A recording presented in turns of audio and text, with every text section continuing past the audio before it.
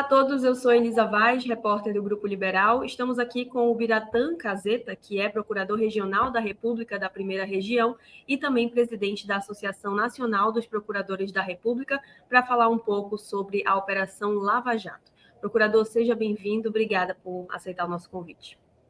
Eu que agradeço, Elisa, a oportunidade de ter um assunto tão importante discutido com o liberal.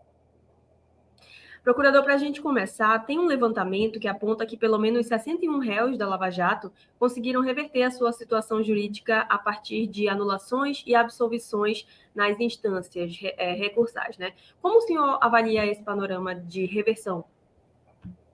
Lisa, eu acho que a primeira coisa que nós temos que ter em mente é que um processo, quando se inicia, ele é uma hipótese. Ele pode levar à absolvição, ele pode levar a uma série de questões. Eu acho que essa é um dos aprendizados que a gente traz de todo esse contexto. Ou seja, quando você tem uma discussão tão grande, um caso tão grande como esse, é presumível que nós tenhamos algumas absolvições, que nós tenhamos processos que você acaba não tendo condições de fazer a prova completa daquela hipótese inicial da investigação.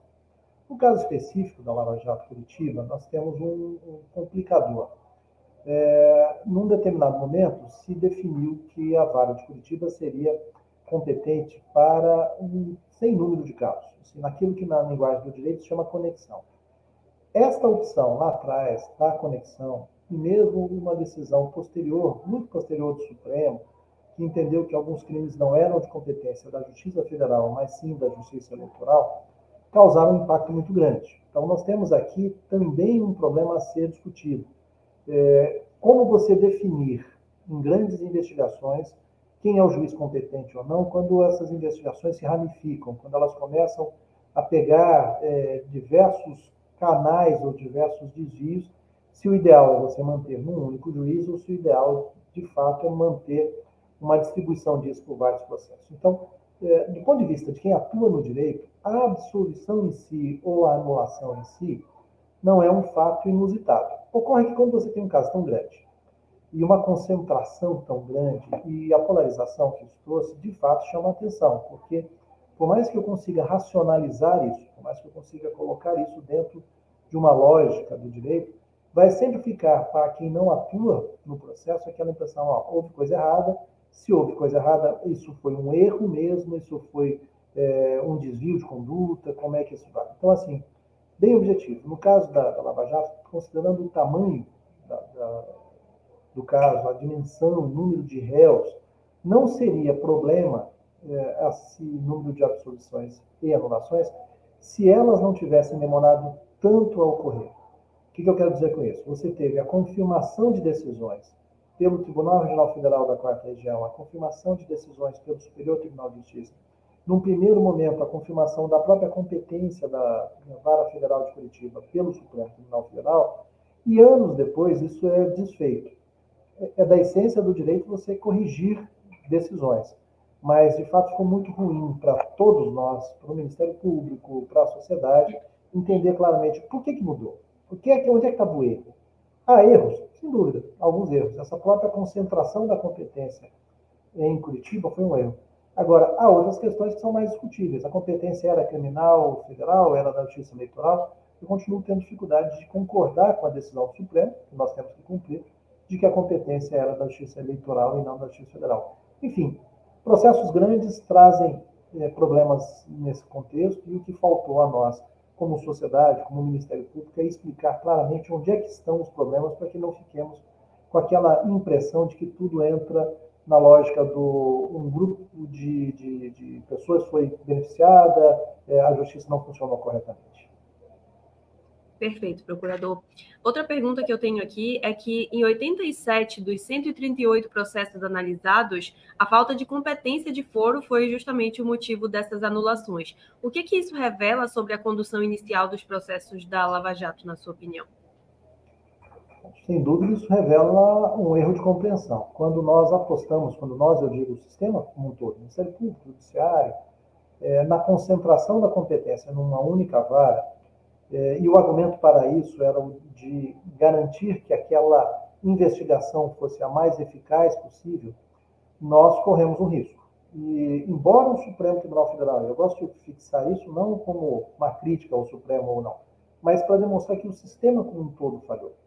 Superior Tribunal de Justiça, Supremo Tribunal Federal, não viram um problema nessa concentração da competência, quer na Justiça Federal em Curitiba, quer na própria competência na Justiça Federal, como eu disse, remetendo depois para a Justiça Eleitoral, principalmente. Então, isso demonstra que o sistema brasileiro, o sistema judiciário brasileiro, o sistema processual penal brasileiro, precisa efetivamente fazer uma discussão interna sobre quando eu defino competência, quais os meios rápidos para que essa competência seja fixada, para que não seja depois isso utilizado como uma desculpa no sentido formal, para anular um processo. O processo penal ele tem um contador, um conta-giros muito importante, uma ampulheta que está sempre girando.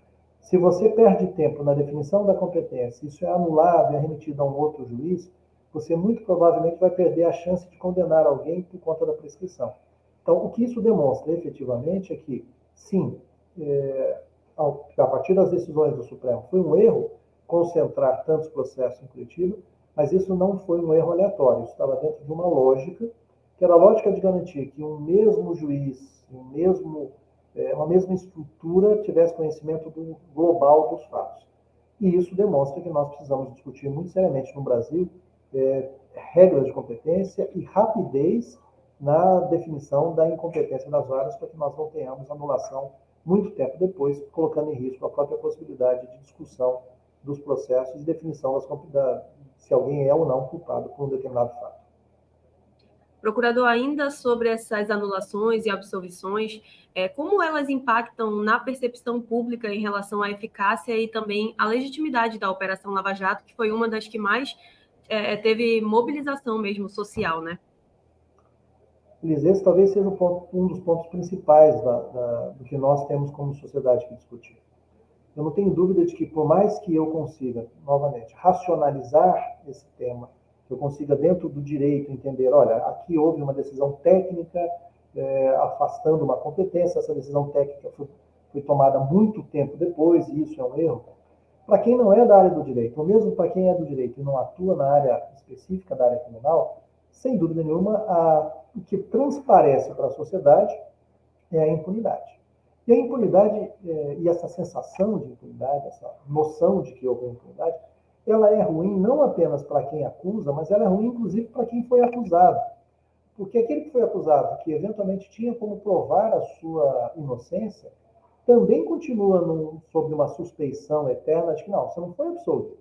Na realidade, você não foi condenado, porque o processo foi anulado e assim por diante. Então, o pior dos quadros para nós, como sociedade, é um quadro em que você, por conta de minúcias, você acaba anulando processos, e isso não fica visível para todo mundo o motivo dessa anulação.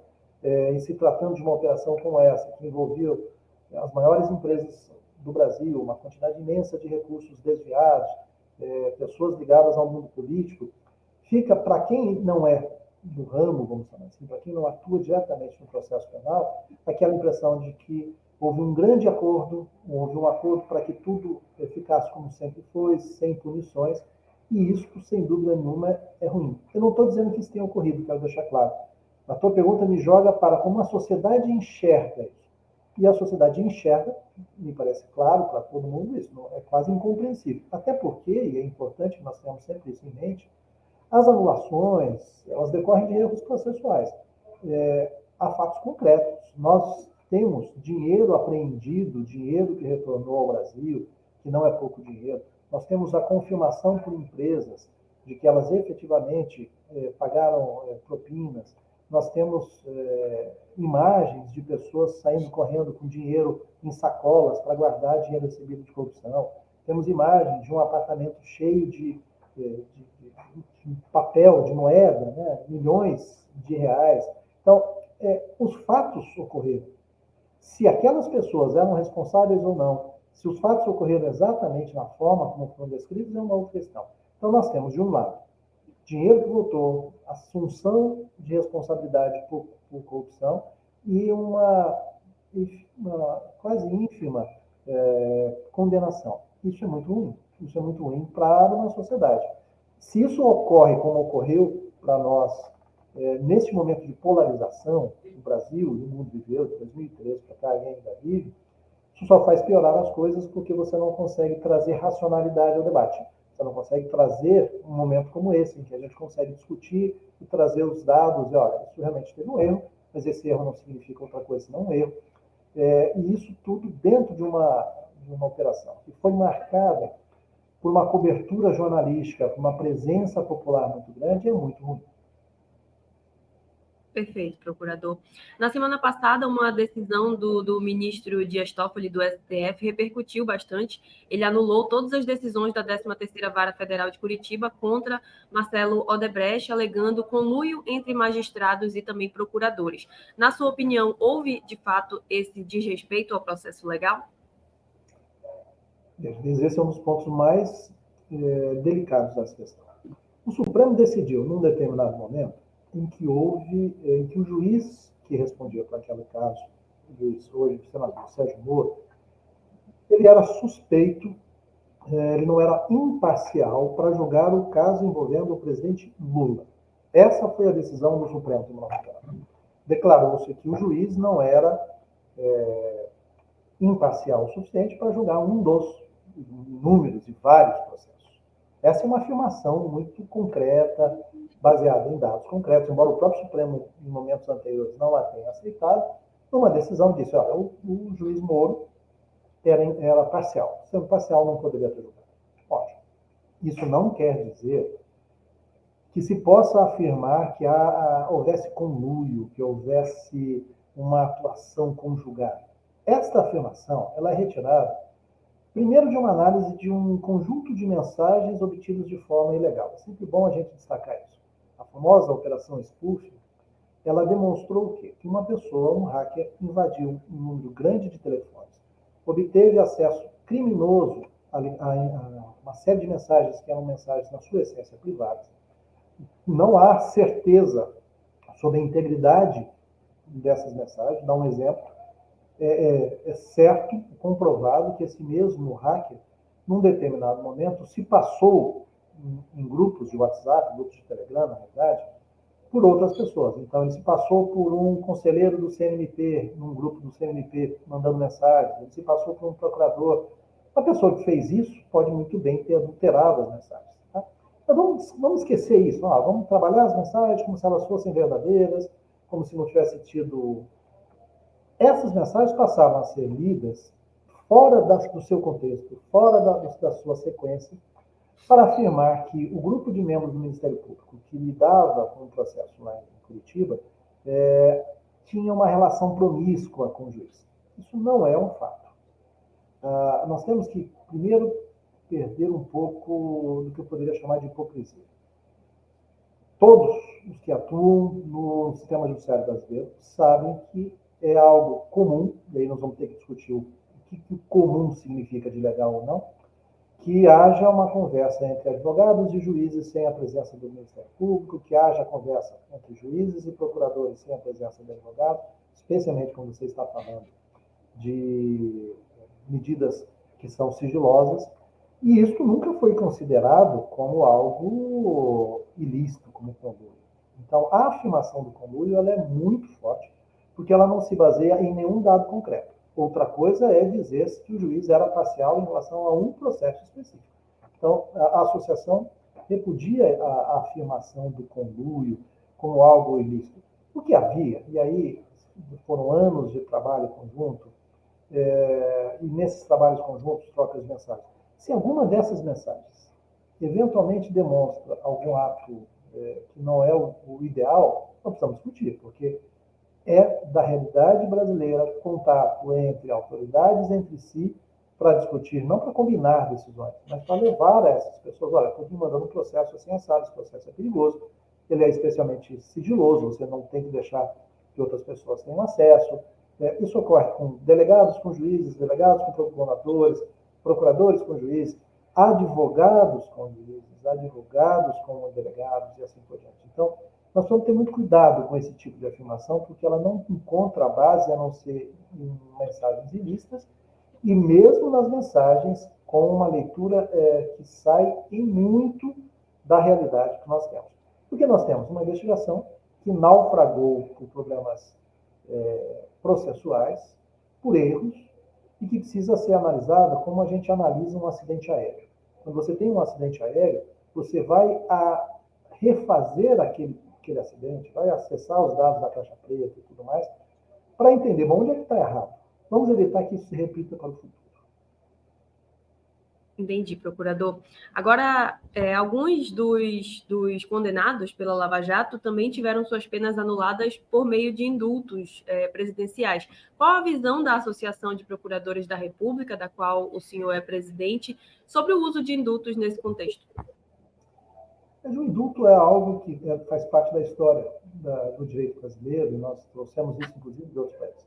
A ideia é que você, a partir de uma decisão do presidente da República, ao final de um ano, você faça, olha, há determinados crimes que não fazem mais sentido que essas pessoas se mantenham cumprindo a pena, então, embora elas tenham sido condenadas, eu vou liberar essas pessoas. Isso era tido dentro de um contexto tradicional de Natal, em que você liberava determinado grupo de pessoas do cumprimento de pena, isso era um favor, vamos dizer assim, a expressão aqui, do chefe do executivo para determinados crimes. Me parece que realmente não podem entrar, não deveriam entrar, pelo menos, nas categorias daqueles que podem ser indultados. Vou te dar um exemplo, saindo aqui do caso específico das acusações de lavagem de dinheiro, corrupção, que são a base do caso Lava Jato. Há alguns anos, se discutiu a possibilidade de um indulto favorecer os policiais militares que participaram da chacina que ocorreu num presídio em São Paulo. Veja, aqui eu tenho um crime violento praticado por agentes do Estado contra pessoas que estavam presas, que estavam, portanto, sob o poder do Estado, e isso me parece que realmente não é o tipo de mensagem que a sociedade brasileira espera que o presidente da República dê ao Estado, dizer, não, vamos indultar quem cometeu crimes violentos. No caso específico do indulto, que favoreceu alguns dos réus da Lava Jato, o que nós temos de novo é essa discussão. O que é prioritário para a sociedade brasileira? O combate à corrupção é um dado a ser levado nesta categoria de que corrupção é um crime tão grave que ele não deve ser objeto de indulto. Lavagem de dinheiro é um crime tão grave que ele não deve ser objeto de indulto. Essa é uma discussão que ela essencialmente compete à sociedade brasileira. Veja, eu, inclusive, não gosto muito dos discursos que a gente costuma chamar de law and order, aqueles discursos que trabalham muito com uma coisa muito punitivista. Eu acho que nós temos que discutir, porque como sociedade nós aceitamos que uma pessoa que foi condenada à corrupção, que cometido corrupção, que cumpriu uma parte da pena, seja indultada. Se a sociedade não vê problema nisso, porque entende que essa pessoa já não cometeu um crime violento, já foi punida suficientemente, ok. De novo, nós entramos não numa discussão do direito, mas um pouco naquela linha que nós falamos um pouco antes, sobre qual é o impacto para a sociedade de determinadas decisões. Aí a pergunta, a sociedade aceita ou não aceita? E mesmo que aceite ou não aceite, esse debate está sendo travado num contexto de racionalidade ou nós estamos muito forçados ou tensionados pela lógica das mídias sociais, em que tudo vira uma decisão sim ou não? A sociedade, e a vida em sociedade, ela é muito mais complexa do que um mundo binário sim ou não. Ele tem sim, não, talvez, ele tem contextos.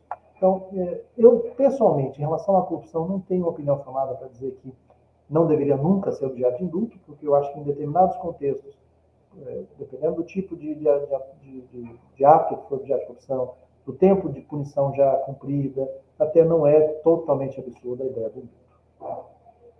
Perfeito. Qual na sua opinião, na verdade, quais são as lições que a Operação Lava Jato deixa para a gente aqui, enquanto país, também para o sistema judiciário e para as futuras investigações de corrupção? Elis, essa eu acho que é a grande pergunta que nós temos que nos fazer o tempo todo, como membros do Ministério Público, como sociedade, como tudo mais. Eu tenho algumas impressões iniciais. E quando eu falo impressões iniciais, é porque eu acho que nós precisamos fazer, em relação à Operação Lava Jato, como eu disse, uma análise tal qual é feito com os acidentes aeroviários. E nós não fizemos isso ainda. Nós ainda discutimos a Lava Jato dentro de chaves ou de grupos muito definidos, pró e contra, e isso não nos leva a lugar nenhum. Nós vamos sair do pró e contra e vamos olhar diretamente o que aconteceu. Mas eu tenho algumas intuições. A primeira delas é que nós vamos melhorar muito a nossa forma de comunicar. E quando eu falo nós, eu falo realmente Ministério Público e Sistema Judiciário. A sociedade precisa entender que quando eu processo alguém, quando eu entro com uma ação penal contra alguém, eu estou acusando alguém com base em um mínimo de provas, indícios, que isso é uma hipótese que pode ou não vir a se confirmar. O que eu quero dizer com isso? A simples propositura de uma ação penal não pode significar para o réu uma condenação.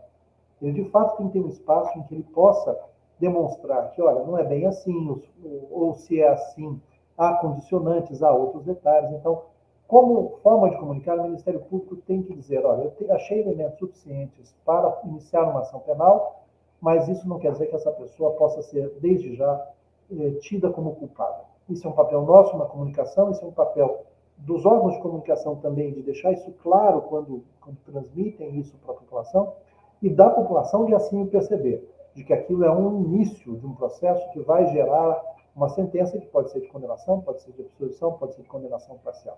Então, a comunicação é um dado importante e acho que no caso da Lava Jato isso foi muito grave, porque nós passamos realmente vários anos em que sucessivas operações, buscas e apreensões e tudo aquilo era sendo trazido para a sociedade sem essa discussão de que, olha, pode ser que isso não se confirme lá na frente como uma condenação. Outro aprendizado muito claro para nós é uma das coisas que eu já disse aqui. Nosso sistema penal ele precisa ser mais ágil e ele precisa ser eficaz na identificação dos erros, como os erros de competência e das nulidades. Nós precisamos realmente fazer com que não ocorra novamente, que processos tramitem por 4, 5, 6 anos, que corram várias instâncias, tribunais regionais, STJ, Supremo, que aparentemente se tenha uma certeza sobre o fato e que isso lá na frente volte, estávamos errados, tem que anular tudo, porque. Então, assim, este sistema tem que melhorar, esse sistema tem que efetivamente ser mais ágil e dar respostas mais definitivas. Ele precisa dizer, não, a competência é essa e não há nulidade em razão disso. Uma outra questão que eu acho que nós precisamos discutir muito a fundo é como é que nós entendemos o processo da corrupção e como é que nós entendemos o combate a isso. Nós precisamos sair de algo que a palavra é forte, mas acho que eu não tenho como fugir dela, da hipocrisia, e simplesmente fazer do combate à corrupção um discurso fácil de ser dito. Se você fizer uma pesquisa na sua casa, nas pessoas mais próximas de você, todo mundo vai dizer que é contra a corrupção, porque isso é óbvio. A questão é, se nós somos contra a corrupção, como é que nós vamos agir para evitar que ela se instale?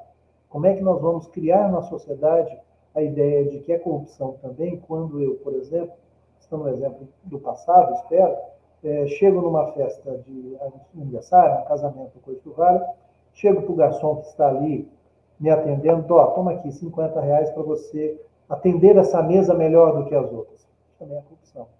Infelizmente, isso é uma corrupção que ocorre. Enfim, o que eu quero dizer é que nós, como sociedade, precisamos evoluir. E, infelizmente, isso não aconteceu no debate sobre os erros e os acertos da Lava Jato. Então, como sociedade, nós vamos olhar para onde é que erramos? Por que erramos? O que realmente era? Nós chegamos a ter, num determinado momento, alguns juristas dizendo, olha, a corrupção é a graxa que faz a economia funcionar. Sem a corrupção, a economia não funciona, ela faz o sistema ser melhor. Eu, sinceramente, não acredito nisso.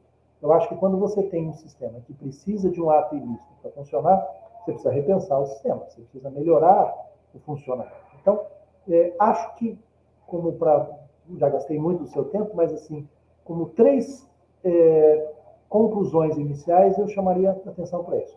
A necessidade melhor de comunicar, uma necessidade melhor de funcionamento do sistema para que as nulidades e as incompetências sejam definidas de forma ágil e definitiva, e uma discussão social mais realista e mais concreta sobre o que é a corrupção e como a sociedade enxerga o combate à corrupção como prioridade ou não. E a partir disso, para a gente finalizar também, como a gente pode garantir a integridade dos processos judiciais e, acima de tudo, também a confiança da população no sistema jurídico? depois dessa operação?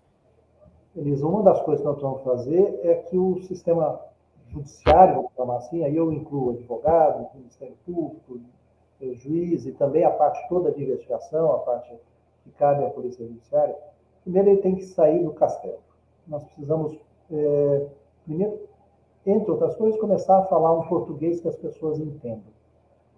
A gente, embora haja questões técnicas, e toda a profissão tem isso, os jornalistas falam com muita tranquilidade sobre lide ou sobre outros termos que quem não é da área não entende, os do direito também, mas os do direito usam isso de uma forma excludente. Então, a primeira coisa que nós vamos fazer é simplificar o que nós estamos fazendo e explicar a todos o que nós estamos fazendo, para que a gente consiga fazer com que uma pessoa que não é formada em direito, uma pessoa que tem a sua vida comum, olhe para o processo e fale, estou entendendo o que está ocorrendo. O processo vai começar assim, vai ter aquelas 3 ou 4 fases e vai chegar ao final e nós vamos chegar à conclusão sobre se isso é correto ou não. Então, uma simplificação da forma como isto é dito para a sociedade, mas, essencialmente, nós precisamos olhar para o processo penal brasileiro e começar a discutir qual é a eficácia dele.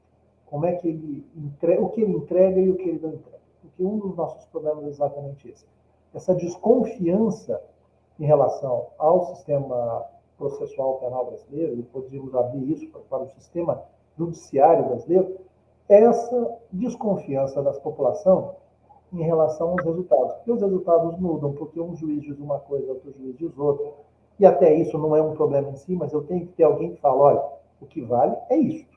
E isto vale para todos.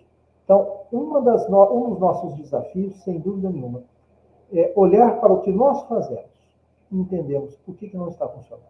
Por que é tão ruim o nosso resultado em termos de condenação? Por que é tão ruim a demora na existência dos processos? Por que é tão ruim quando você tem uma prisão cautelar que depois a pessoa é solta e a população lá se prendeu porque ele tinha culpa e não está claro o motivo pelo qual aquela pessoa foi presa, para citar um exemplo. Então, assim, nós temos um encontro marcado com a população brasileira para dizer, olha, o sistema funciona assim, e de outro lado nós temos um encontro marcado com o próprio sistema para entender como nós faremos para que isso seja eficaz, para que os processos sejam sentenciados, para que as sentenças sejam confirmadas ou não, mas que você tenha o cumprimento das decisões, e para que a população saiba, olha, funciona, existe. Posso até discordar das decisões, mas esse sistema tem uma lógica interna, e essa lógica interna está entregando para a sociedade um produto, que é o produto possível. Muito legal esse bate-papo, procurador. Obrigada pelos esclarecimentos e pela sua avaliação sobre a Operação Lava Jato. A gente agradece a sua participação. A gente entrevistou o Biratã Caseta, que é procurador regional da República da Primeira Região e também presidente da Associação Nacional dos Procuradores da República. Muito obrigada.